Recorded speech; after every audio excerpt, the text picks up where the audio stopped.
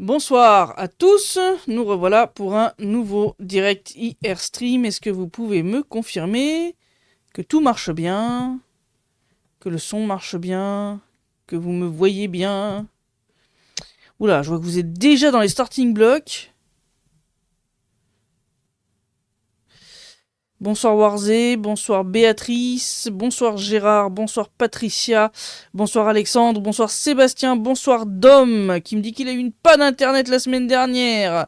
Un sombre crétin a tout arraché dans la boîte de distribution de la fibre du bâtiment. Ah oui, là, effectivement, c'est un sombre crétin.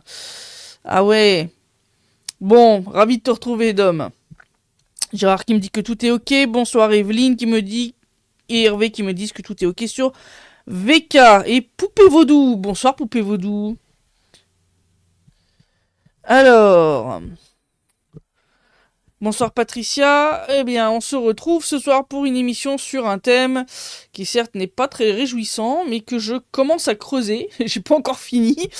J'ai commencé à me plonger dans les fameux fichiers Epstein concernant l'Ukraine. Alors, rien que sur le mot-clé Ukraine, il y en a plus de 1900, j'en ai déjà fait quelques centaines là. C'est quand même... comment dire? Bon, déjà, on découvre que le père Epstein venait régulièrement en Ukraine. Et avant et après le Maïdan. Il venait assez régulièrement. Il avait l'air de faire du business à vouloir investir dans certaines banques ukrainiennes. Il a des contacts avec certains... il avait des contacts avec certains oligarques ukrainiens, dont Monsieur Pinchuk. Donc il faut que je creuse un petit peu plus tout ça, parce que Pinchuk c'est quand même quelqu'un qui a une réputation assez sulfureuse. Alors pour l'instant j'ai rien trouvé qui est à vomir, comme me demande Dom. Pour l'instant, alors pas en tout cas dans ce qui est en lien avec l'Ukraine, mais effectivement d'autres emails qui ont été qui ont fuité, entre autres que j'ai vu sur Twitter ou sur Telegram, bon, parle de manière évidente de gamine, hein. Donc on a ce fameux email où quelqu'un lui écrit qu'il l'attend à 9h30 et qu'il y aura une trentaine de filles de 6 à 7, alors je suppose 6 à 7 ans, hein, voilà, et qui termine le mail en disant il faut vraiment qu'il vienne et que l'autre lui garantit qu'il y aura de la chatte fraîche, enfin jeune. Très jeune. Oui, effectivement, si c'est 6 à 7 ans, effectivement, c'est très jeune. Donc ça, oui, c'est à vomir. Enfin, rien que d'en parler, ça me rend malade. Concernant l'Ukraine, clairement, il y avait un espèce de trafic de jeunes femmes. Il y a de nombreux mails qui concernent des achats de billets d'avion pour des jeunes femmes, genre de 19-20 ans. Alors semble-t-il, certaines faisaient partie donc d'une société de modèles qui est basée en Ukraine. Et d'autres, on trouve pas de traces d'elles en tant que modèles, donc c'est peut-être des prostituées ou enfin des escortes. Et donc avec des billets d'avion, avec des allers-retours assez rapides, les filles restaient un jour, deux maximum. Et alors autant des fois il les recevait à New York, autant des fois il les recevait dans sa maison de Paris. Donc ça c'est un petit truc qui normalement aurait dû, si vous voulez, un petit peu... voilà, pousser, enfin, si la justice française faisait son travail, aurait dû se pencher un petit peu là-dessus. Parce que bon, là, les filles pour lesquelles je trouve ces billets d'avion, pour l'instant, c'est des filles majeures. Mais bon, j'exclus pas qu'il y ait eu autre chose. Donc pour l'instant, ouais, je suis en train de fouiller un petit peu tout ça. Mais c'est à gerber. Enfin, je veux dire, t'as un email où tu vois qu'il y a des photos en pièces jointes, mais elles sont pas mises dans le truc.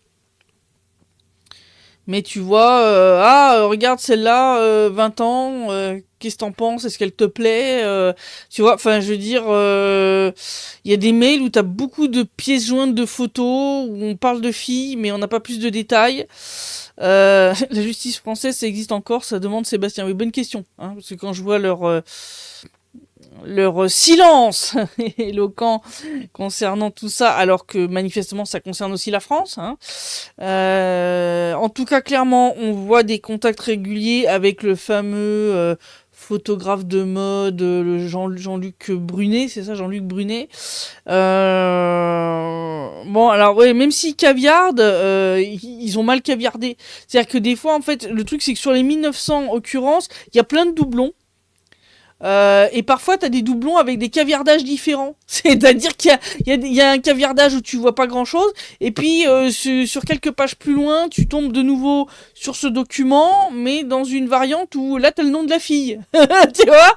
Donc, faut vraiment tout fouiller. Ça devient intéressant, si tu veux. Voilà, c'est du grand délire. Puis c'est pareil, quand t'as des emails et tout, t'as un document où t'as vraiment toute la conversation, puis après t'as d'autres documents où tu as les réponses antérieures, etc. quoi. Donc il y a vraiment beaucoup de doublons là-dedans. Mais j'ai déjà sauvegardé pas mal de mails là. Waouh!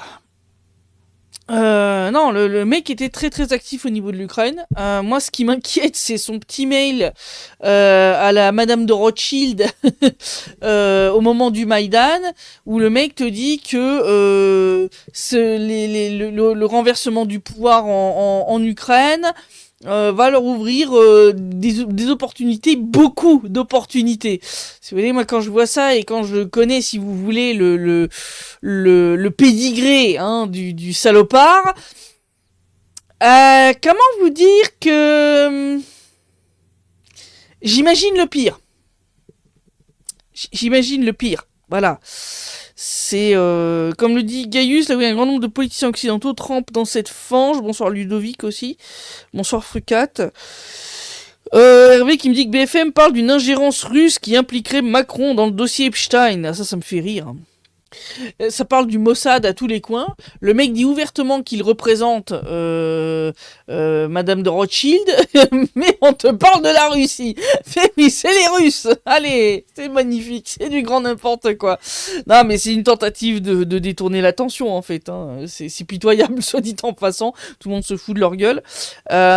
Oui, clairement, un grand nombre de politiciens occidentaux ont l'air d'être mouillés là-dedans. Jacques Lang. Ça, j'ai pas encore fouillé, mais je pense que ça va être intéressant aussi. Macron. Tout ce petit monde est cité là-dedans. Et là, ça devient un peu flippant, si tu veux. Parce que moi, si vous voulez, quand je rapproche tout ça, si vous voulez, d'autres informations que j'ai sur ce qui se passe en Ukraine, entre autres concernant le trafic d'enfants, et ça, j'en ai parlé avec des confrères il y a pas longtemps. Bon, vous avez vu les derniers reportages que j'ai fait avec des réfugiés de Dimitrov. Bon, les anges blancs, c'est confirmé. Non seulement ils emmènent les gamins de force, mais en plus il s'avère qu'il y a de l'argent dans cette histoire. C'est-à-dire les gens qui donnent des informations sur l'endroit où des gens cachent des enfants. Donc pour ceux qui savent pas, faut vraiment que vous regardiez ce que j'ai publié là-dessus en 2023. Ceux qui me suivent pas depuis aussi longtemps, il faut que vous regardiez sur Donbass Insider, tapez Ange Blanc au pluriel. Vous allez avoir une série d'articles avec des interviews que j'avais faites avec des réfugiés à l'époque d'Artyomovsk, donc Bakhmout, qui avait révélé que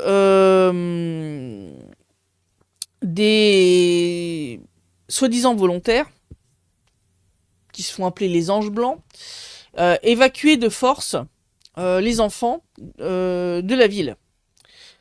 Que si les parents étaient là, ils les évacuaient de force avec les gosses, mais que s'ils trouvaient les enfants tout seuls, ils les évacuaient sans les parents. Et que certains parents savaient pas où était passé leur môme. Et donc,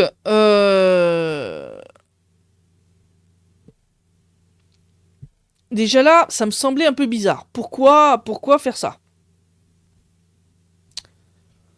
Soi-disant pour protéger les enfants. Ouais. Bah.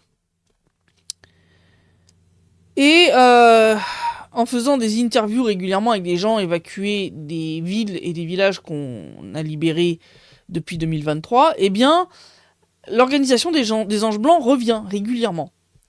Et à chaque fois, on me rapportait effectivement, ils passaient, ils cherchaient les gosses, etc.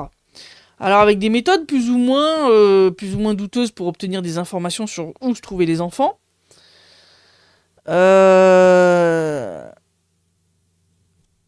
Mais là, ce qu'on a découvert avec Krasnoarmeysk et Dimitrov, donc Pokrovsk et Mirnograd, si on prend les noms ukrainiens, c'est que ceux qui dénoncent leurs voisins comme cachant leurs enfants pour éviter l'évacuation forcée reçoivent une prime de 1000 grivnia, ça fait, je crois, petite trentaine d'euros, un truc comme ça, par enfant. Voilà, 1000 grivnia par enfant. Et on a découvert que, avec les gens de Dimitrov, que il n'y a pas que les dénonciateurs, les délateurs qui touchent de l'argent. Les policiers qui mènent l'évacuation forcée des enfants touchent 10 000 grivnia de prime par enfant évacué. Donc, clairement, comme moi je l'ai dit dans mon article, j'aimerais savoir d'où vient cet argent. Parce qu'on sait que l'Ukraine est un État failli, d'accord? Ils sont au bord de la banqueroute. Donc d'où ils ont de l'argent à verser pour chaque enfant évacué. C'est-à-dire 1000 grivnia par information pour un enfant et 10 000 grivnia pour les policiers par évacuation d'enfants. D'où sort cet argent?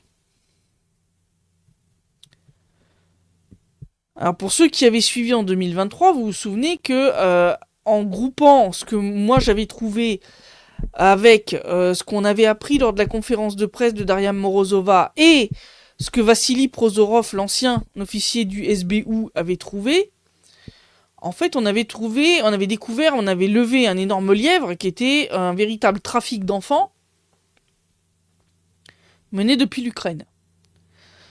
Avec des enfants envoyés ensuite, entre autres, dans des circuits de réseaux pédocriminels, entre autres en Grande-Bretagne, et de trafic d'organes. Donc si vous voulez, on a compris que c'était un business juteux, que certains se font du pognon, et tout ça avec l'aval des autorités ukrainiennes. On a découvert comment? Parce qu'en plus des Anges Blancs, il y a eu aussi d'autres tentatives d'emmener des enfants de force. Et entre autres en République populaire de Lugansk, quand l'opération militaire spéciale a commencé, le premier jour, le 24 février, on a une directrice d'école à Chastier, donc en République populaire de Lugansk, mais donc qui était dans la zone sous contrôle ukrainien, qui a emmené son fils et une dizaine d'enfants de son école, sans prévenir les parents. Elle les a emmenés d'abord à Severodonetsk, puis de l'autre côté du pays, jusqu'à Lvov, puis Loutsk. Les enfants avaient interdiction d'appeler leurs parents. Bon, une des gamines se souvenait du numéro de sa mère, elle a trouvé un téléphone et elle a appelé sa mère à la rescousse. Et donc sa mère a rassemblé de l'argent, est passée par la Biélorussie puis la Pologne pour redescendre vers Lvov, et puis a fait un scandale tel qu'elle a obtenu de récupérer sa fille.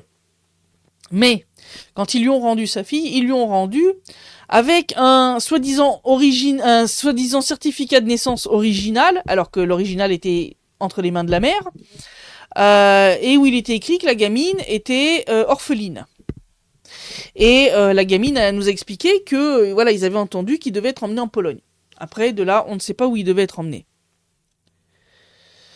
Et donc, clairement, il y a tout un trafic avec l'aide de gens dans l'administration qui pondent ces faux certificats de naissance originaux pour pouvoir exporter les gamins à l'étranger.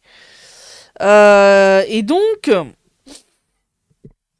Clairement, mon idée, c'est que cet argent, il est payé justement par tous ces trafiquants. Hein, voilà, c'est pas l'État ukrainien qui paye, ce sont les trafiquants d'enfants. Alors, pourriez-vous dire, oui, bon, on les évacue de force du front, mais alors après, s'ils sont évacués avec leurs parents, ça arrange pas Kiev. Oui et non.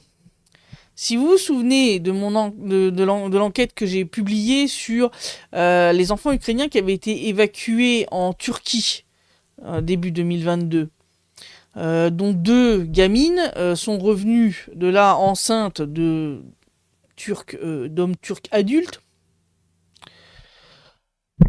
Si vous vous souvenez de l'histoire, il y en a une qui a failli se faire déposséder de son gamin par la justice ukrainienne dans son dos, avec l'aide d'un prêtre évangéliste qui fait partie d'une organisation qui regroupe des organisations évangélistes et qui est basée aux États-Unis, comme par hasard.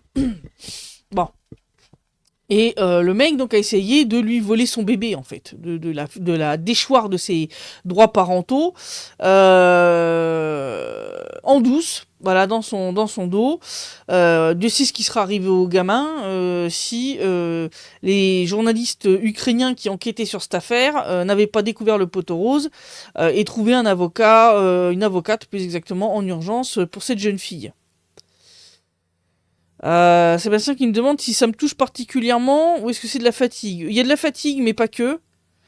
Ça me touche particulièrement. Pour moi,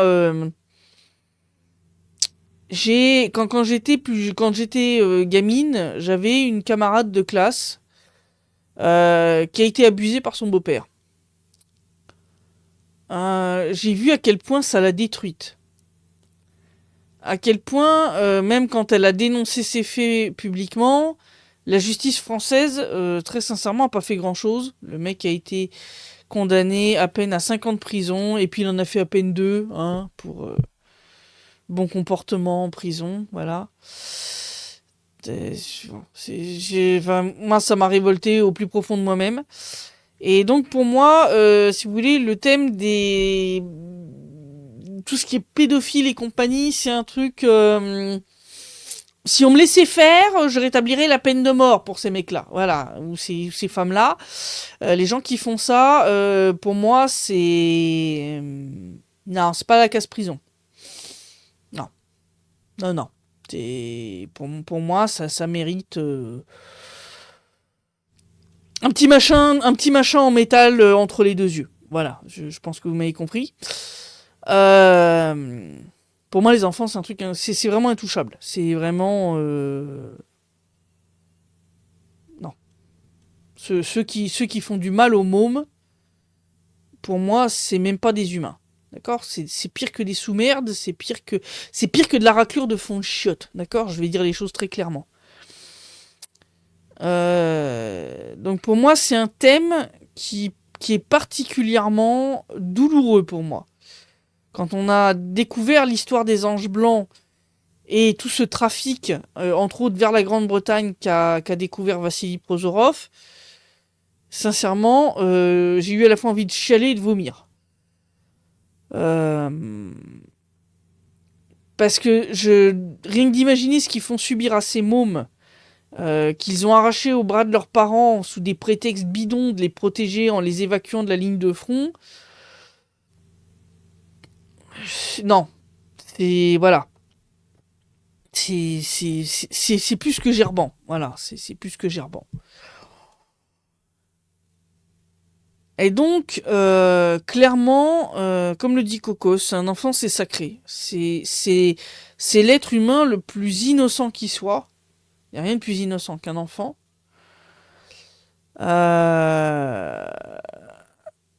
Et donc, pour moi, c'est intouchable. Et donc, quand je vois ce qui se passe en Ukraine, ça me révolte au plus haut point. Surtout quand je commence à creuser donc les dossiers Epstein et que je me rends compte que le mec était quand même très impliqué en Ukraine, dans un pays donc où il y a des trafics d'enfants et que t'as un pédophile notoire qui organisait des orgies sur son île avec des enfants que manifestement ça dégénérait même en rituel satanique et compagnie.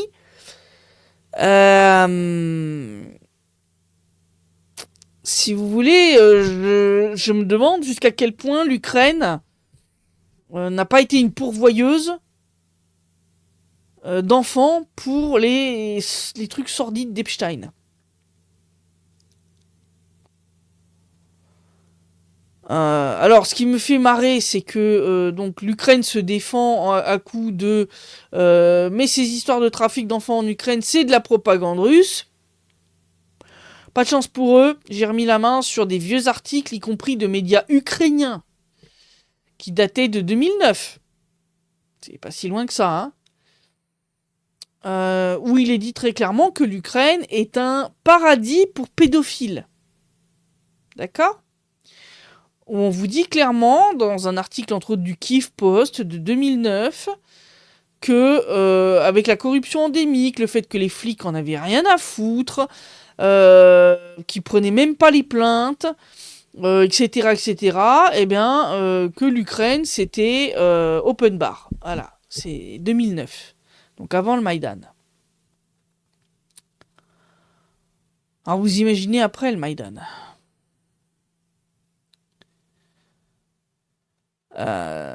Et encore plus avec ces gamins qui sont arrachés de la ligne de front, entre autres dans le Donbass, pour être envoyés on ne sait où, avec une justice ukrainienne qui est prête à retirer les droits parentaux pour un oui ou pour un non. Comme je l'ai dit à des collègues, en fait la méthode est très simple.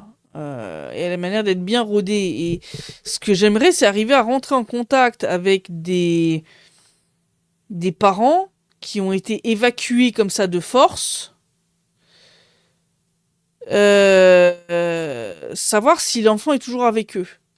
Pourquoi ? Parce que si vous vous souvenez, je vous avais fait sur le Telegram, pour ceux qui nous suivent sur Telegram, j'avais publié un post d'une histoire comme ça où justement des gens qui avaient été déplacés s'étaient retrouvés à vivre dans des conditions insalubres, parce que en fait, les gens du Donbass, quand ils sont évacués côté plus vers l'ouest de l'Ukraine, déjà ils sont très mal vus, hein, on leur crache à la gueule, on les traite de séparatistes, de dorifores, de tout ce que tu veux, parce que c'est des russophones, donc t'as un racisme extrêmement violent, donc ces gens ont du mal à trouver un travail, ont du mal à trouver un logement décent pour un prix acceptable.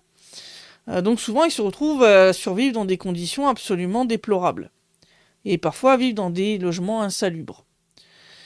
Et ça, c'est, on va dire, le coup de pouce en or pour la justice ukrainienne. Puisque donc j'ai trouvé un cas, mais il y en a combien des comme ça ? C'est ça là ma question. Où eh bien, la justice ukrainienne débarque et puis dit vos conditions de vie sont insalubres, ça n'est pas acceptable pour des enfants de vivre dans ces conditions, et donc on vous retire les enfants. Et puis à terme, leur retirer les droits parentaux, et puis après ces gamins, une fois qu'ils sont à la charge de l'État ukrainien, vous comprenez vous-même que le petit trafic de papier, là, les faire passer pour des orphelins en leur refaisant un nouveau certificat de naissance, c'est extrêmement facile. Et puis, ces gamins, ils peuvent après les envoyer à l'étranger et puis ils disparaissent. Voilà. Donc, clairement, moi, c'est comme ça que je vois le déroulé du truc. Et donc, ce que j'essaye maintenant de trouver, ce sont des parents qui ont été évacués de force côté ukrainien et à qui on aurait retiré leur enfant de cette façon. Parce que je voudrais essayer de comprendre combien sont dans cette situation, en fait. Pour essayer d'avoir une estimation du nombre de gamins qui ont, comme ça, été, en fait, volés à leurs parents. Ni plus ni moins.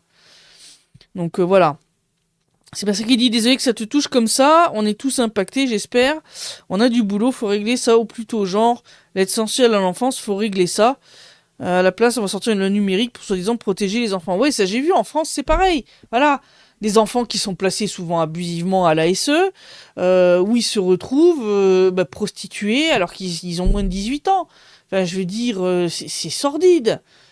Et ce qui se passe en France, malheureusement, mais ça n'a pas l'air d'être un cas isolé. Et l'Ukraine a l'air de servir de modèle. Je rappelle quand même qu'il y a quelques années en arrière, avant l'opération spéciale, Arte hein, avait sorti un reportage sur justement le trafic d'enfants, où il t'expliquait doctement que 10% des enfants victimes de la traite d'êtres humains dans le monde, 10% viennent de l'Ukraine. Alors maintenant qu'il y a l'opération militaire spéciale et ces magouilles avec les anges blancs pour aller récupérer de force les gamins, c'est combien de pourcents en fait on a grimpé de combien dans l'histoire? Et c'est en ça que ça me révolte d'ailleurs tout ce silence des médias occidentaux, toute cette complicité des journalistes, qu'ils soient français ou d'autres pays, on va dire, occidentaux, qui ferment les yeux sur tout ça, alors que eux, ils ont les moyens d'aller côté ukrainien, justement essayer de trouver ces familles qui ont été évacuées de force, pour essayer d'enquêter là-dessus, mais ils ne le feront pas. Ils ne le feront pas. Parce que les autorités françaises veulent pas qu'on enquête là-dessus. Parce qu'ils sont tous mouillés là-dedans. Dom qui dit: je pense que l'Ukraine est un vivier de marchandises humaines depuis pas mal de temps. Pays complètement détruit dans tous les domaines. Oui, oui, oui. Les femmes aussi, hein. Il y a plein de femmes ukrainiennes qui tombent dans des réseaux de prostitution forcée, etc. Absolument sordides.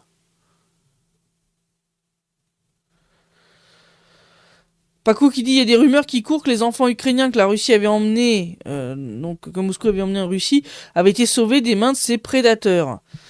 Mais oui, mais en fait, je pense que c'est pour ça qu'en fait ils ont attaqué Vladimir Poutine sur cette histoire des déportations d'enfants. C'est-à-dire qu'effectivement, déjà en libérant les territoires, puis en évacuant les gamins côté russe, ces enfants sont mis à l'abri. Ces enfants sont mis à l'abri définitivement. Voilà, ils sont perdus pour les trafiquants d'enfants qui se trouvent en Ukraine. Et donc en fait, Vladimir Poutine et Madame Lvova-Belova, qui sont poursuivis à la CPI, ont en fait été poursuivis dans une magnifique inversion accusatoire par l'Ukraine, qui reproche à la Russie en fait ses propres turpitudes avec les mômes. Et donc, moi clairement, j'ai vraiment effectivement cette sensation que si ils ont attaqué sur ce truc-là, c'est que ça leur a fait vraiment du mal. C'est-à-dire qu'ils se faisaient vraiment des quantités de fric monstrueuses. Ils se font d'ailleurs encore sur ce trafic. Ça doit rapporter, y compris aux autorités ukrainiennes. Bonsoir S400, pas de souci pour le retard. Le travail d'abord. Alors, respect du soir, John Connor, qui est en retard à cause de sa connexion. Pas de souci, John Connor. John Connor qui dit: la mort n'est pas une punition. Ouais, enfin, au moins, comme ça, on est sûr qu'il récidive pas, si vous voulez, hein. Parce que moi, j'y crois pas, le fait de soigner des gens qui ont des attirances comme ça pour les mômes, hein. En France, aucune arrestation malgré la sortie de la liste. Par contre, tu es SOS Donbass, on t'enferme, dit Ludovic. Ah oui, bah oui, c'est ça. Voilà, tu fais de l'humanitaire, tu aides les civils du Donbass. Oh, tu es un horrible espion. Hop, on t'arrête. Tu fais du trafic d'enfants pour alimenter les réseaux pédocriminels de toute la planète depuis l'Ukraine. Pas de souci. On ferme les yeux.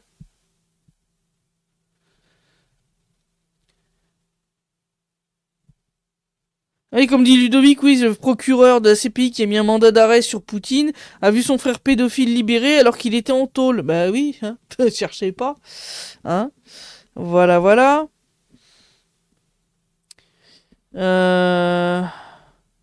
Hervé qui dit: pense à faire. Ouais, on a de nouveau un officier supérieur russe qui a été un général qui a été attaqué.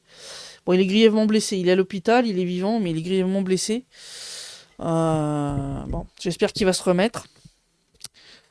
Alors cette fois, ça a été pas une explosion, donc quelqu'un lui a tiré dessus. Oui, c'est bon. Je crois que la méthode de la bombe, comment dire, bon, je pense que les mecs ont commencé à prendre un peu des mesures de sécurité de ce côté-là, donc ils ont décidé de passer à autre chose.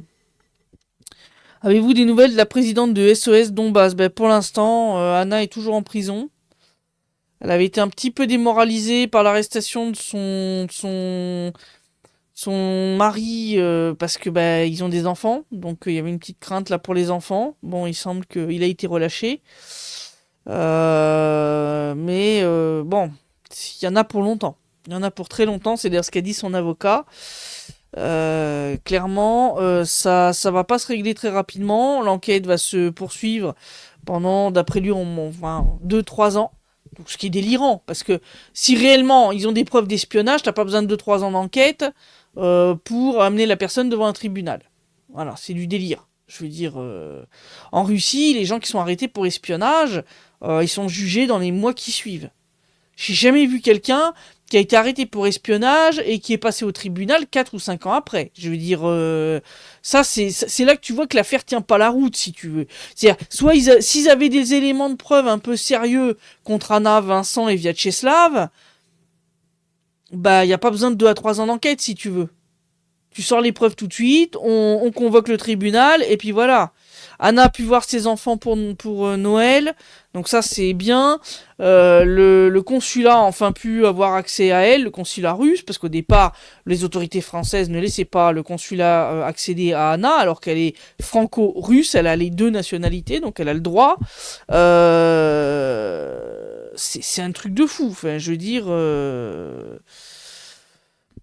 Ludovic qui dit que oui, il a des nouvelles, elle va bien, mais l'enfant de son ami a fait une tentative de suicide. Heureusement, elle va bien. Oui, parce qu'ils avaient arrêté aussi une amie d'Anna. Sa gamine, ça lui a fait péter un plomb. Elle a fait une tentative de suicide. Enfin, je veux dire, ça a des conséquences extrêmement graves.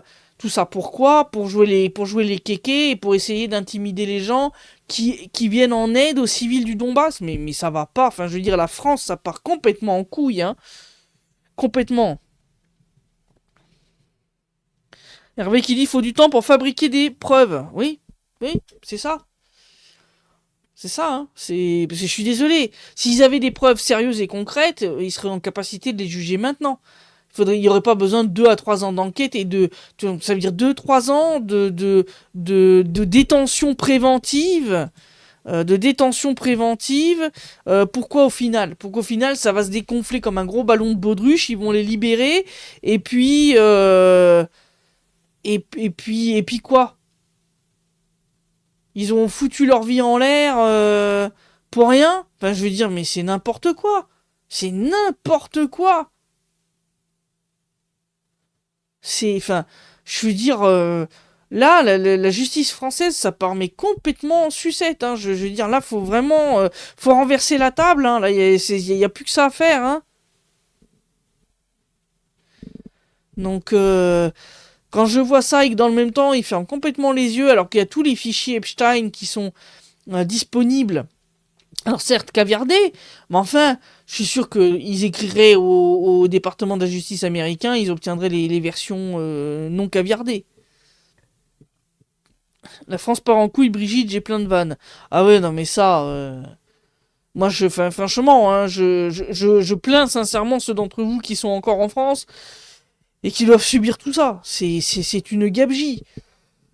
Vous savez, moi, quand j'ai des collègues ici qui, des fois, lors d'interviews, me demandent mais la France, ça te manque pas? Bah, je dis, quand je vois ce qu'elle est devenue, si tu veux, bah non, en fait. C'est malheureux à dire, mais non. C'est plus le pays que j'ai connu quand j'étais gamine.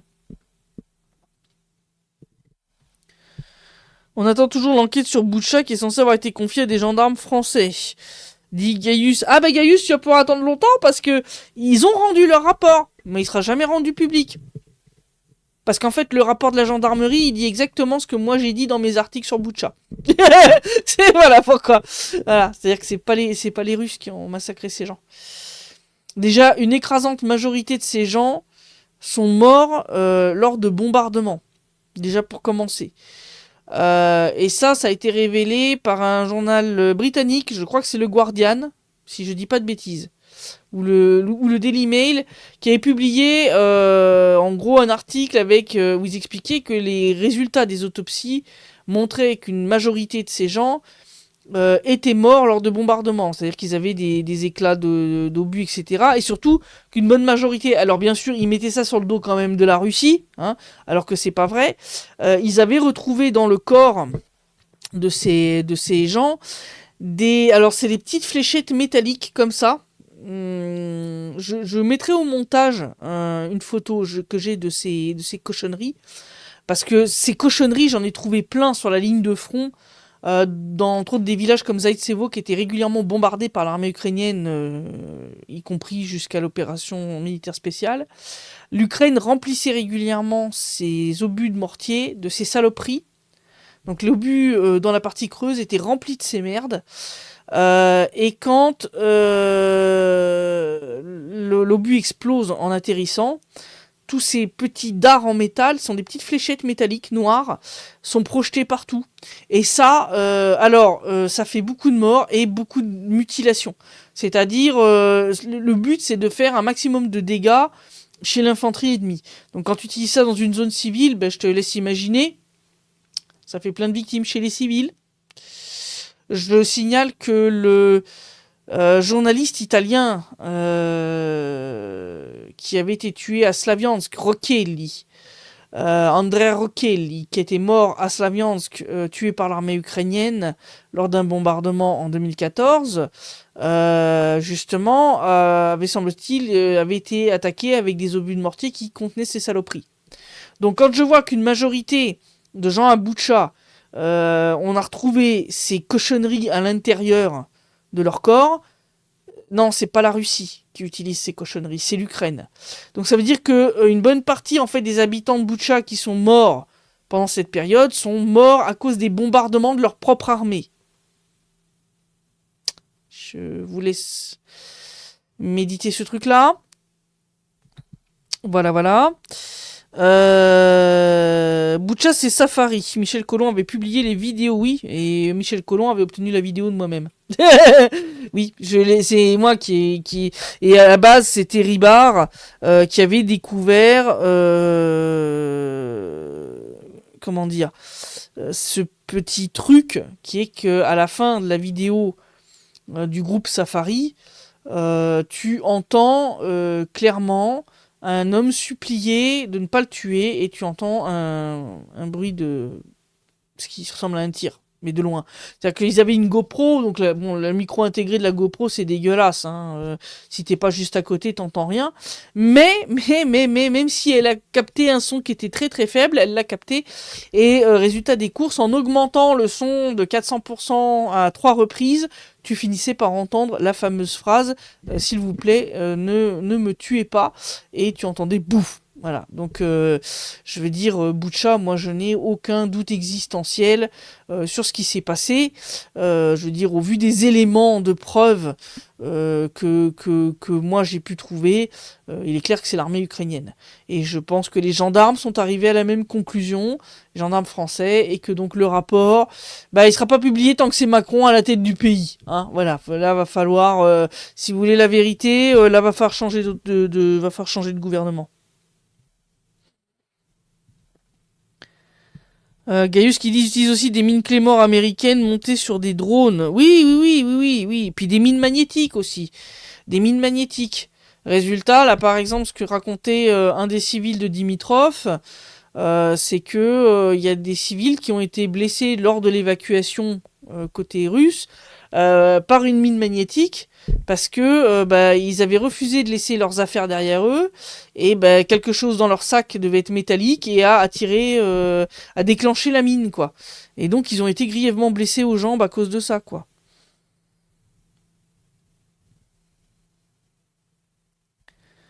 Télégramme capoute. Ah bon? Non, ça a l'air de marcher toujours. Ok. Donc voilà, ouais, non, Boutcha, c'est Boutcha, vous aurez pas le rapport tant que ça sera des gens comme Macron à la tête du truc, hein. Bordel de merde, balancer des shrapnels sur ses propres frères militaires et civils, mais c'est l'enfer. Mais l'Ukraine n'en a jamais rien eu à foutre, même de ses propres civils. Je veux dire, que ce soit à Mariupol, que ce soit ailleurs, ils en ont jamais rien eu à foutre. Déjà, tous les gens de la zone du Donbass et des zones russophones, ils les considèrent comme des sous-hommes, comme des Untermensch. Alors bon, s'en servir comme bouclier humain.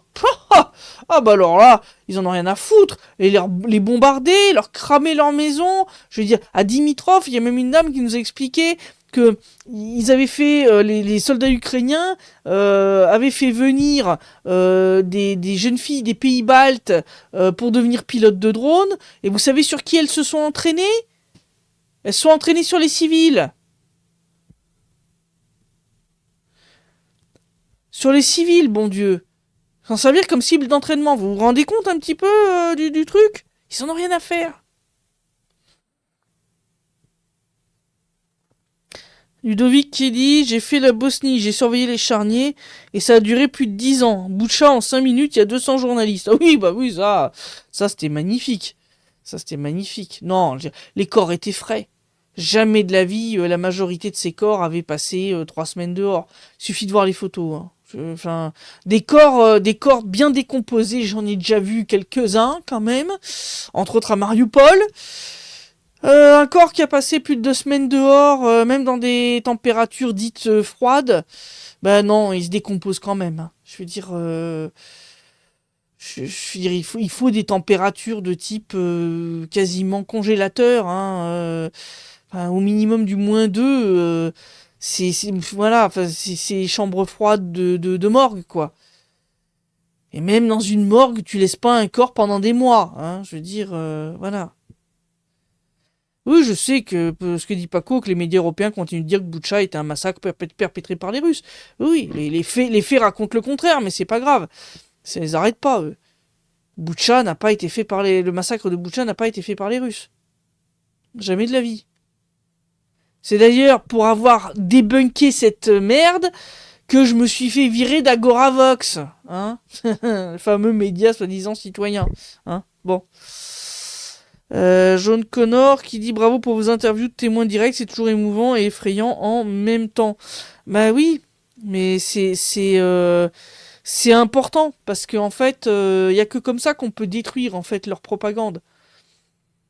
Quand vous montrez les témoignages de ces gens et qu'il n'y a pas un témoignage, il y en a des dizaines. Hein, vous prenez toutes, mais si vous prenez toutes les interviews que j'ai faites depuis 2016, ça fait 10 ans, ce sont des milliers. Des milliers.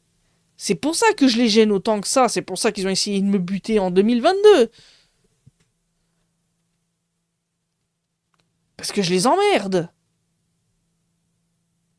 Parce que toutes ces interviews à visage découvert de civils qui te disent ouvertement: les soldats ukrainiens nous ont utilisés comme bouclier humain, ils nous ont chassés de notre appart pour tirer depuis l'appartement, ils s'étaient installés dans l'hôpital, ils s'étaient installés dans l'école, ils tiraient depuis la zone juste à côté de l'entrée de la cave où on était réfugiés, etc., etc., etc., où un drone ukrainien a cramé ma maison, un drone ukrainien a blessé ou a tué mon voisin.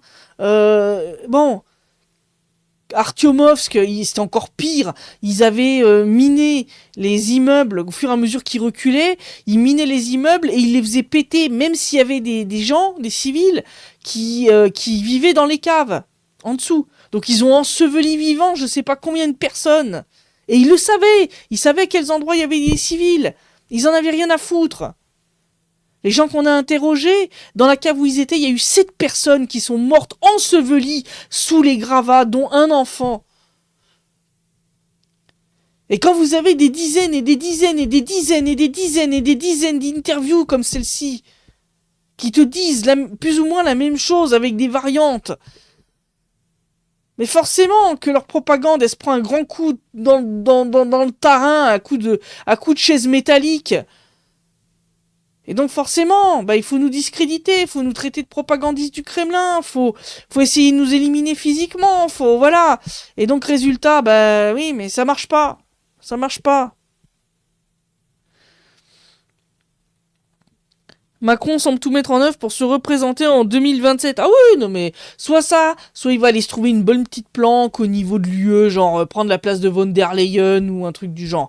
Il va se trouver une planque. Ne vous inquiétez pas, il va faire en sorte d'être inattaquable pour encore très longtemps. Sauf si on fait un 1789 bis. Ah ça ira, ça ira, ça ira. Voilà. Parce que là, en réalité, on se retrouve dans la même situation, hein. C'est juste qu'on a changé le roi pour un président et l'aristocratie pour des politiciens de carrière, hein. Parce qu'ils sont maintenant tous politiciens de père en fils ou de père en fille, hein.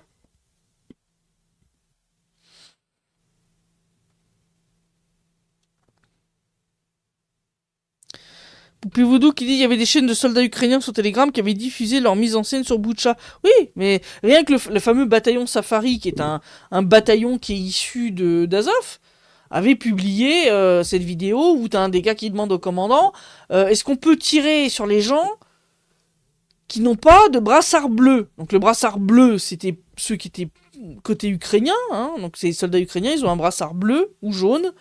Les soldats russes, c'est blanc ou rouge. Or, si vous regardez, l'écrasante majorité des civils qui ont été assassinés à Boutcha, c'était des gens qui avaient des brassards blancs.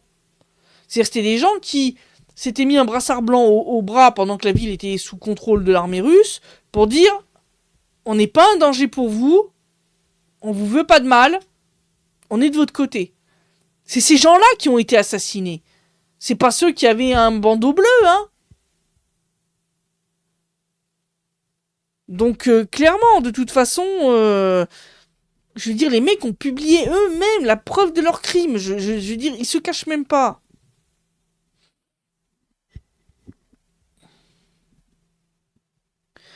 Ludovic qui dit d'après les échanges d'Epstein, tous les privilégiés veulent une guerre et se planquer en Argentine pour se protéger d'une guerre nucléaire. Oui, mais même en Argentine, vous vous planquerez pas, hein, je veux dire. Cher, et la Russie et les États-Unis ont chacune des milliers de têtes nucléaires, des milliers. Si les deux pays se les balancent l'un sur l'autre en totalité, on est tous morts, hein. Je veux dire, presque. Ceux qui survivront, ils environt les morts, hein, comme disait Tom. Hein.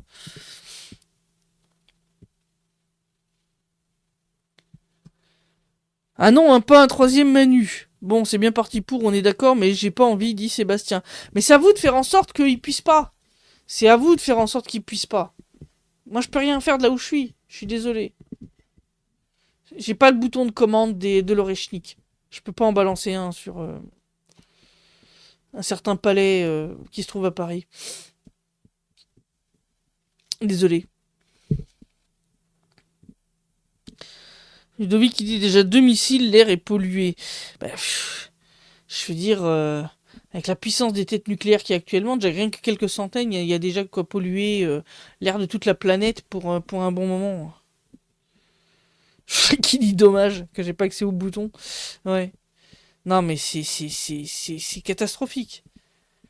Je vous dis, moi je vais creuser tout ce dossier Epstein parce que au vu de ce qui est révélé dans ces documents, quand vous regardez, vous vous souvenez de la déclaration de Vladimir Poutine de l'année dernière, où il parlait de la fin du bal des vampires, où il disait que les élites occidentales avaient pris l'habitude de se gaver de viande humaine, mais que le bal des vampires allait bientôt se terminer.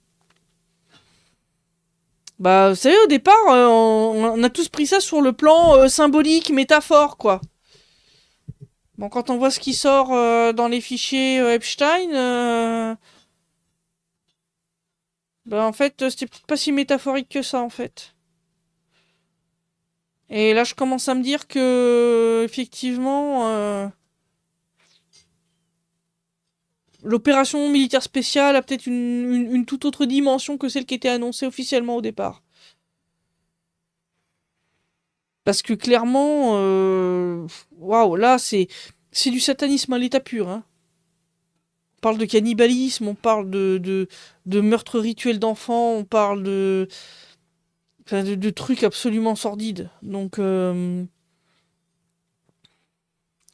Sébastien qui dit on peut rien faire non plus, la télé, la radio qui hypnotise les gens. C'est pas vrai que vous pouvez rien faire. Ça n'est pas vrai. Vous pouvez faire quelque chose. Vous pouvez aider à ouvrir les yeux des gens. Et je suis sérieuse. Vous savez, il y a quelqu'un qui m'a écrit en commentaire concernant mon dernier roman sur fantastique, là, sur fond de guerre du Donbass et de début de l'opération spéciale. Eh bien, il y a une de mes lectrices qui a fait lire le livre à une de ses collègues. Parce que la collègue a vu le bouquin et lors d'un voyage, et elle a dit ah bah c'est quoi ça? Et elle lui a laissé lire, elle a prêté le bouquin. Et quand c'était quelqu'un qui croyait à fond la propagande de l'OTAN. Et après avoir lu le bouquin, ah bah elle a vu Dieu, hein. D'accord? Elle a compris où était la vérité. Et la fille est en état de choc. Donc vous avez la capacité de faire bouger les choses. Vous avez la capacité d'ouvrir les yeux des gens. Faites passer l'information. Déjà, rien que ça, c'est une énorme aide. Vous rendez même pas compte. Arrêtez de croire que vous ne pouvez rien y faire.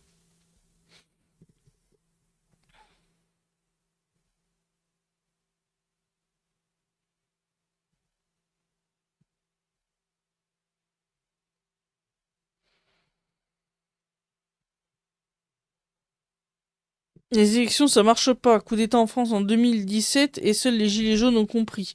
Mais c'est ça, les Gilets jaunes ont été pas loin hein, de réussir. C'était à ça. À ça. Y a pas d'autre moyen, faut les foutre dehors à coups de pied dans le cul. Je suis sérieuse.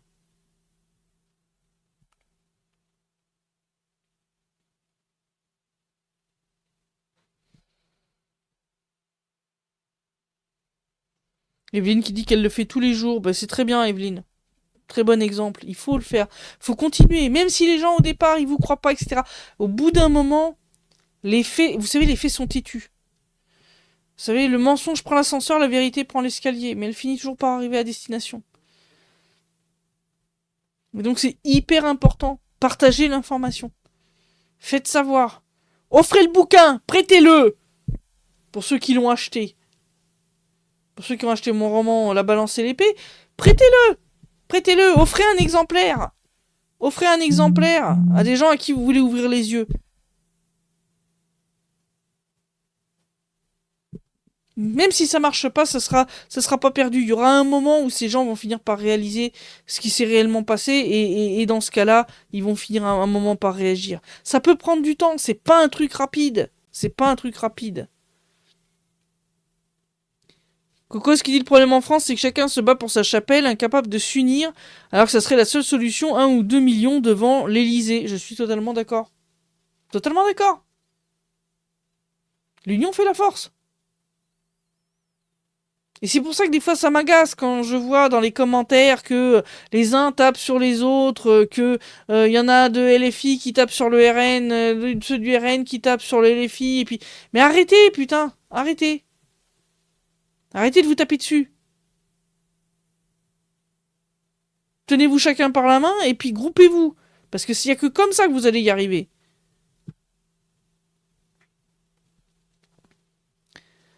Sébastien qui dit mais je le fais, t'inquiète pas, mon combat de tous les jours, mais je le fais à mon échelle et c'est petit. Dernier repas de famille, j'entends que les Russes sont tous des salauds et que Macron était performant en diplomatie internationale. Et quand j'en discute, on me dit même que Macron est un président qui est incompris. Il n'y a pas plus aveugle que celui qui veut pas voir. Oui, oui, mais faut comprendre une chose. Faut comprendre un aspect psychologique de tout ça. Quand tu as été trompé, c'est très difficile de l'admettre. Pourquoi? Parce que pour une question d'ego. Parce que admettre que t'as été pris pour un con et que tu as été assez bête, effectivement, pour tomber dans le panneau, ça fait très mal. Ça fait très mal à l'ego. Et donc, effectivement, c'est compliqué d'admettre ça. Donc, c'est logique, c'est normal. Voilà, faut pas s'affoler. Faut prendre du temps. Venez petit à petit avec quelques faits. Petit à petit, petit à petit. Au bout d'un moment, ça va finir par faire le tilt. Au bout d'un moment. Vous savez, j'ai des gens qui, en 2016, me traitaient de propagandiste du Kremlin et m'avaient tourné le dos. Des gens que je connaissais depuis des années. Hein. Des Français, des Belges, etc. Eh ben, j'ai certaines de ces personnes qui sont revenus redemander en ami, entre autres sur Facebook en 2022, en s'excusant, en disant, mais en fait, t'as dit la vérité tout le temps. Je suis vraiment désolé, j'ai vraiment été un con. Et maintenant, je comprends que ce que tu dis, c'est vrai. Ça leur a pris 6 ans, hein. Mais ils ont fini par ouvrir les yeux. Donc ça peut être très lent. Ça peut être plus rapide. Ça peut prendre quelques mois. Ça peut prendre quelques jours. Ça dépend de chacun. Et plus les gens sont englués depuis longtemps dans la propagande, et plus c'est lent de les sortir de là. Mais il faut continuer. Il faut continuer. Viens avec des petits faits, des petits trucs factuels que tu peux étayer pour casser déjà la propagande. Même pas frontalement, directement sur les Russes, mais concernant les actions de Macron, par exemple, ou l'état de l'économie, etc. Attaque sur des petits trucs. Petit à petit, et puis tu érodes. Tu érodes, tu érodes. Jusqu'au moment où les gens vont comprendre qu'en fait, les médias leur racontent des conneries. Et c'est à ce moment-là que les gens finissent par ouvrir les yeux.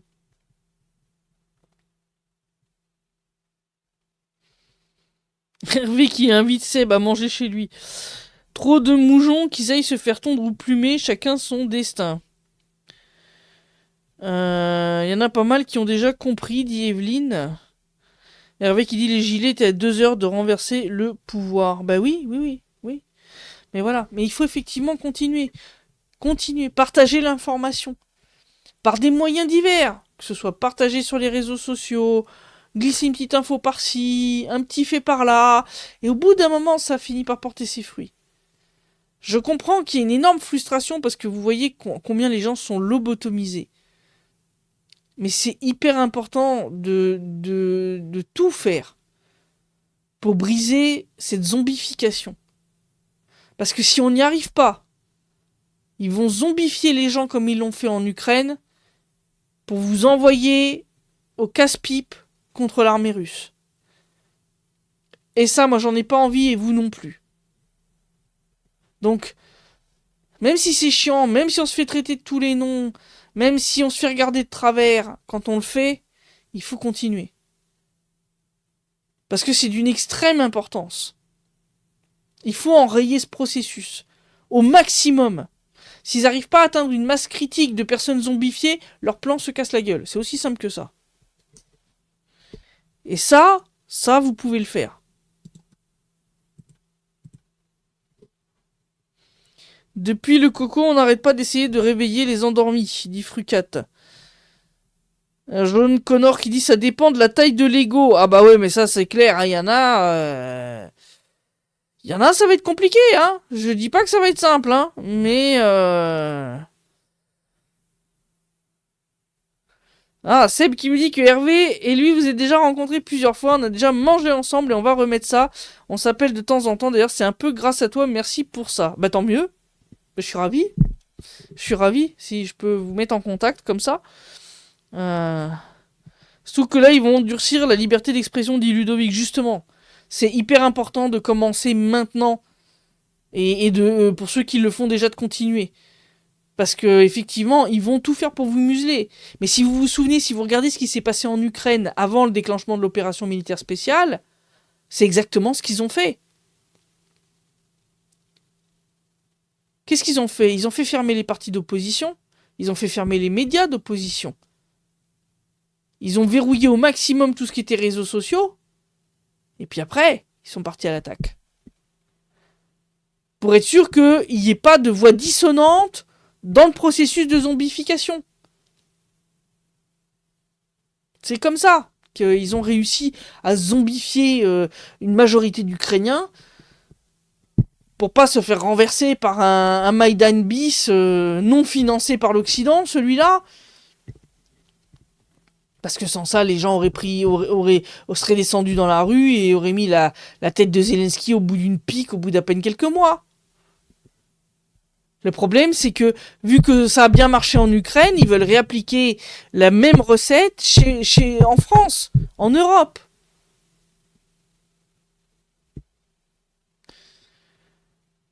John Connor qui dit l'union fait la force. Quand tu regardes l'UE, tu t'interroges quand même. Mais c'est pas une vraie union, si vous regardez. L'UE, c'est quoi? C'est presque une trentaine de pays qui, en réalité, essaient chacun de tirer la couverture à soi. Avec l'Allemagne, grand gagnant de ce tirage de couverture.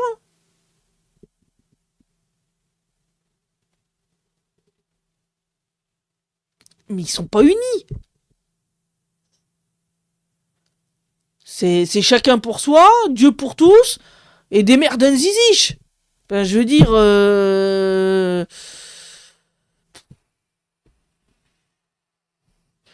Il suffit de voir, par exemple, avec la position de la Hongrie, de la Slovaquie, et maintenant de la République tchèque, hein, qui ont dit, mais nous, on paiera pas pour l'Ukraine. De quoi, de quelle union tu parles?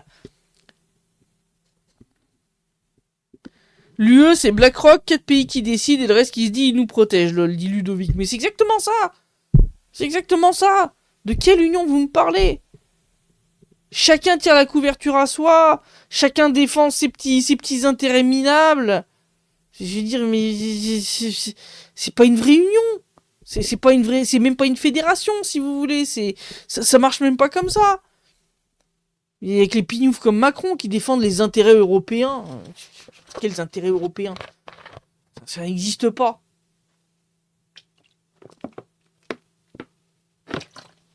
L'euro est une monnaie qui en réalité est utile à des pays comme l'Allemagne ou les Pays-Bas et qui détruit totalement l'économie des pays du sud de l'Europe. C'est pas... Il n'y a pas d'union là-dedans. D'ailleurs, on l'a vu avec le Covid. Hein, est-ce que vous vous souvenez des bastons sur les tarmacs d'aéroports pour piquer les masques aux voisins Vous trouvez que c'est des pays unis, ça? Jean-Jacques, il dit depuis 5 ans avec le Covid, le réchauffement climatique et l'Ukraine, je passe pour un facho complotiste et pro-Poutine, et je me marre. Ah bah ça... Bah quand on voit ce qui sort sur le Covid maintenant, hein, puis maintenant sur Epstein, ceux qui te traitent de complotiste, oui, tu peux considérer que c'est une médaille, hein. Sébastien qui dit d'ailleurs, j'avais lancé l'idée de faire une petite réunion chez moi, c'est pas que sur le ton de l'humour, j'ai de la place, des bouteilles, un bon boucher, des bons maraîchers, après, on peut aussi tous s'inviter chez Christelle, j'imagine sa tête en ouvrant la porte avec tout le monde derrière, ah oui, non, j'ai un peu de place, hein, mais bon, tout le monde, vaut mieux que vous veniez l'été, là ouais, dans le jardin j'ai de la place, et j'ai même un endroit où on peut faire pour faire le barbecue, si vous voulez, donc l'été c'est mieux, l'hiver, bof. Alors, la France devrait-elle aller vers le Frexit? Demande Escatsan. Mais clairement, tout le monde, tout le monde devrait sortir de cette prison qu'est l'UE. Voilà.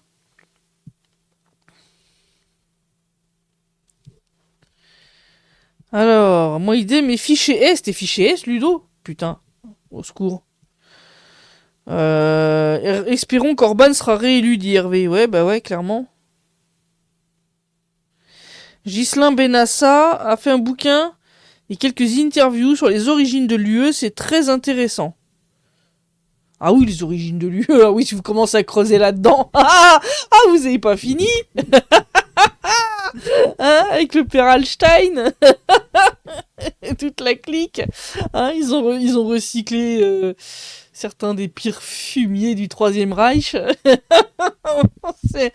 Hein, ouais, commencez à creuser là-dedans, vous allez découvrir des trucs. On te prend au mot tous chez Christelle en août. Ouais, venez plutôt en juin-juillet. Juin-juillet, c'est pas mal. Juin-juillet, il fait bien chaud. Il fait bien chaud, voilà.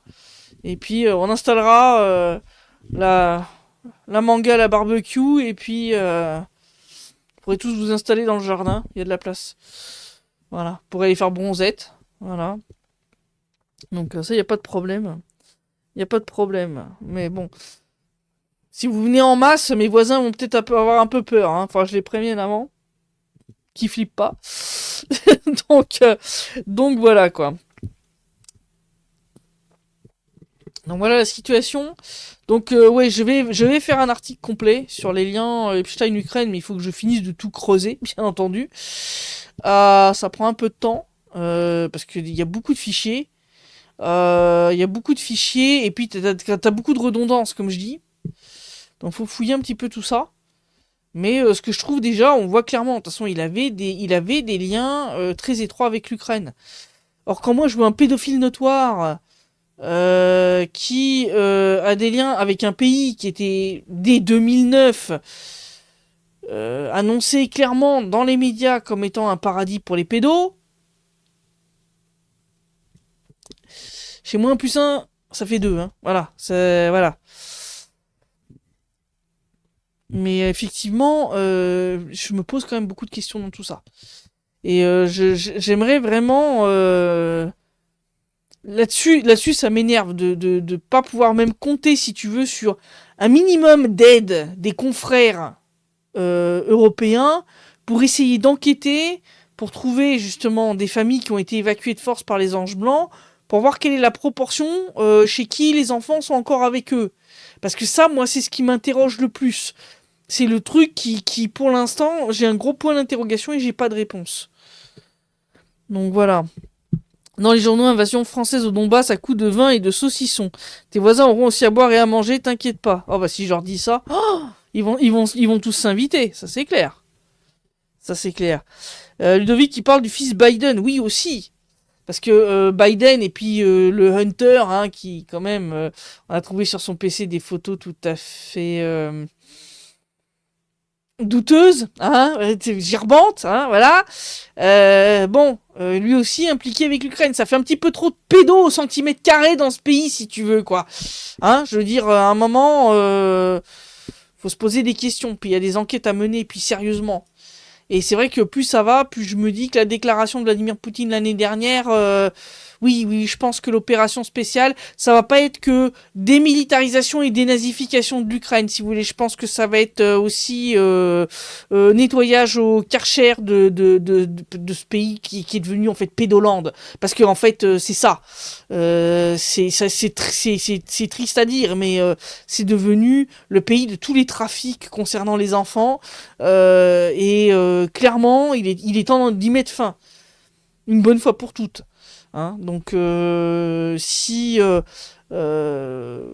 des gens, je sais pas, qui ont des contacts côté ukrainien et qui peuvent essayer de trouver des familles qui ont été évacuées de force par les Anges Blancs de la ligne de front et à qui on a retiré par après leurs enfants, clairement, ça m'intéresse de le savoir.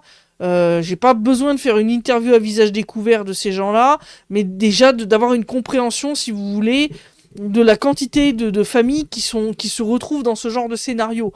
Parce que on a vu avec Dimitrov, l'interview d'un des civils a été très très claire. Ce monsieur, par exemple, a aidé une maman à revenir avec sa gamine à Dimitrov en les faisant passer en loose day à travers la ligne de front vers Dobropolier. D'accord. Donc il y a des gens qui font ça, qui sont évacués, qui reviennent après en douce, en passant à pied à travers la ligne de front, etc. Ce qui est extrêmement dangereux. Donc c'est que les gens se rendent bien compte qu'il y a un danger énorme pour leurs enfants. C'est pour ça qu'ils prennent tous les risques pour les cacher des Anges Blancs. C'est que les gens se rendent bien compte que y a quelque chose de pas net. Et donc j'aimerais vraiment arriver à briser cette espèce de brouillard, si vous voulez, de couches de brouillard épais qui pour l'instant m'empêchent de découvrir jusqu'où ça va, de découvrir qu'est-ce qu'il advient de ces familles ensuite et surtout de ces enfants.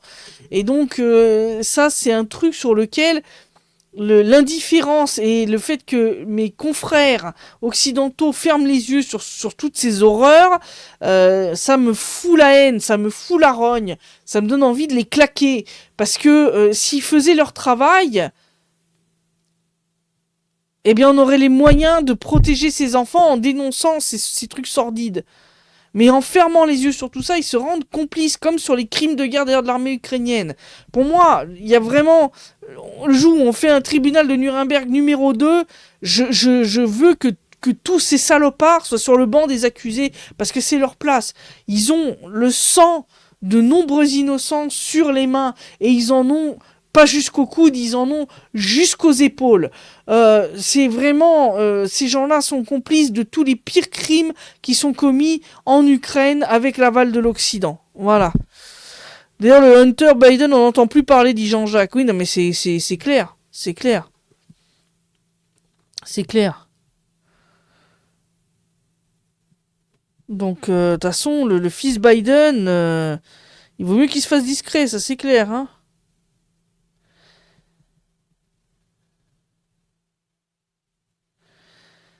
Essaye de voir les rapports Interpol. Evelyne qui dit tu n'es pas toute seule, je bouillonne. Je me doute, hein. Je sais que beaucoup d'entre vous ont les mêmes valeurs que moi de ce point de vue-là. Et comme pour les Russes, d'ailleurs, pour les Russes, les mômes, c'est intouchable. C'est intouchable. Quand ils découvrent toutes ces horreurs, enfin, je veux dire, ils tombent des nues, hein. Franchement, pour eux, c'est un truc, c'est inimaginable. C'est inimaginable ce qu'il y a dans les dossiers Epstein. Waouh! Pour eux, c'est vraiment la galerie des horreurs. C'est l'enfer sur Terre. C'est pas possible. Donc, il y a du boulot. Et vraiment, s'il y en a qui ont des contacts côté ukrainien et qui peuvent arriver, peut-être par bouche à oreille, à obtenir des contacts de ces familles qui ont été évacuées vers l'ouest de l'Ukraine par les Anges Blancs, je suis preneuse. Je veux essayer de comprendre combien ont encore leur enfant avec eux et combien s'en sont vus dépouillés sous des prétextes X ou Y. Pour essayer de comprendre quelle est l'ampleur, si vous voulez, du trafic derrière. Parce que pour l'instant, je suis obligé de me fier à ce qui sort dans les médias ukrainiens. Et vous compreniez bien que là-dessus, ils sont pas très loquaces. Hein. C'est là-dessus, c'est un peu... C'est très frustrant. C'est très frustrant de ce point de vue-là. Donc vraiment, s'il y en a qui ont des contacts, je suis preneuse parce que il faut vraiment qu'on découvre le fin mot de tous ces réseaux de trafic et d'enlèvement d'enfants. Je veux découvrir vraiment ce qui se passe. Il faut débusquer tout ça et le rendre public. Parce qu'il n'y a que comme ça qu'on pourra espérer mettre fin à ces saloperies. Sébastien qui dit d'ailleurs le père Biden est encore vivant, il lâche pas la rampe, le vieux, comme quoi les mauvaises herbes sont tenaces. Oui, bah ça. Bah, souvenez-vous, hein, le père Soros et tous les autres, hein. Ils ont tous des gueules de momies desséchées depuis 3 millénaires, mais ils sont encore vivants. Hein. Ludovic qui parle de Guillaume, qui a aussi une multitude d'archives, je sais, je suis en contact avec Guillaume. Qui me fournit beaucoup du matériel qui sert pour mes enquêtes. Et je le remercie d'ailleurs ici, parce qu'il m'a souvent envoyé des trucs comme ça complètement inédits, qui étaient introuvables ailleurs. Et donc, non, clairement, c'est une énorme aide. Si vous trouvez des docs, si vous trouvez des articles, des trucs que vous pensez que je n'ai pas, n'hésitez pas à me les envoyer. Je suis preneuse. Parce qu'il faut qu'on étaye tout ça, il faut qu'on prouve tout ça, et il faut qu'on démonte toute cette chaîne d'intermédiaires qui permettent à des cinglés comme Epstein et ses anciens clients d'obtenir des mômes qui ont été enlevés, arrachés à leur famille, sous des prétextes bidons, etc. Et il faut clairement que l'opération militaire spéciale aille jusqu'au bout pour détruire complètement ces réseaux de trafic d'enfants en Ukraine. Ça, je suis totalement pour. Thierry qui dit je serais pas surpris qu'on trouve un charnier sur l'île d'Epstein. Je sais même pas parce qu'en fait ils avaient tellement de possibilités, tu sais. Enfin, j'ai rebalancé les corps à la mer pour que les requins les bouffent. Enfin, tout est possible. Hein. Je veux dire. Dom qui dit à mon avis l'ampleur du trafic est tout simplement inimaginable. C'est très probablement un tsunami qui contribue à la destruction démographique de l'Ukraine en plus de l'horreur absolue que c'est. Oui. Donc clairement, l'Ukraine actuellement ils ont je crois 3 ou 4 fois plus de morts que de naissances. Voilà, je veux dire ils sont en train de s'éteindre. Voilà. Donc voilà quoi. Bon. Je vais m'arrêter là pour ce soir. On va continuer sur l'affaire Epstein demain sur TVADP à 19h heure de Paris. On va parler plus cette fois de la partie française du dossier, hein, parce que là aussi, hein, y a des trucs à dire. Hein, voilà. Hein, parce que, bon, comme je l'ai dit, le père Epstein avait une maison en France, à Paris, où il recevait, entre autres, certaines jeunes filles ukrainiennes de 19-20 piges, soi-disant mannequins, à qui on payait des allers-retours, où elles restaient à peine 24 heures sur place. Bon, y a beaucoup de questions à se poser. Donc, clairement, je pense qu'on n'a pas fini de creuser ce truc. Mais que le jour où on aura fini de creuser ce dossier, je pense qu'on aura bien la gerbe quand même. Moi particulièrement. Mais bref, ça fait partie du travail. Voilà quoi. Donc, je vous dis à demain soir sur TVADP, 19h heure de Paris, pour qu'on parle des French Connection, des connexions françaises du dossier Epstein. Je vous retrouve dimanche pour le prochain rapport hebdomadaire de situation. Et puis bien d'ici là, portez-vous bien.